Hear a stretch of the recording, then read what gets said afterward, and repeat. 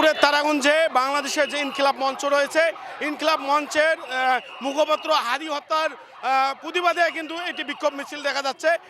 আপনারা জানেন গতকাল সিঙ্গাপুরের একটি জেনারেল হসপিটালে কিন্তু হাদি চিকিৎসাধীন অবস্থায় কিন্তু মৃত্যুবরণ করেন। তারপর পরেই কিন্তু বাংলাদেশে বিভিন্ন জায়গায় বিক্ষোভ মিছিল এবং অবরোধের মতন কর্মসূচি কিন্তু ঘোষণা করা হয়।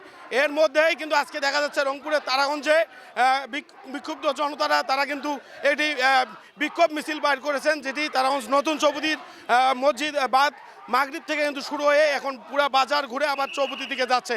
আপনারা দেখতে পাচ্ছেন হাজার হাজার লোকের সমাগম এই মিছিলে, এবং মিছিলে কিন্তু হাজার হাজার মানুষ অংশগ্রহণ করতেছে।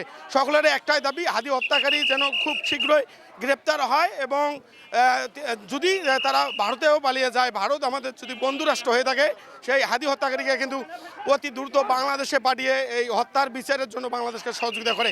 এটাই দাবি ছিল আজকের এই বিক্ষোভ মিছিলের সাধারণ জনতার। রংপুর তারাগঞ্জ থেকে নাজিম ইসলাম, ধন্যবাদ।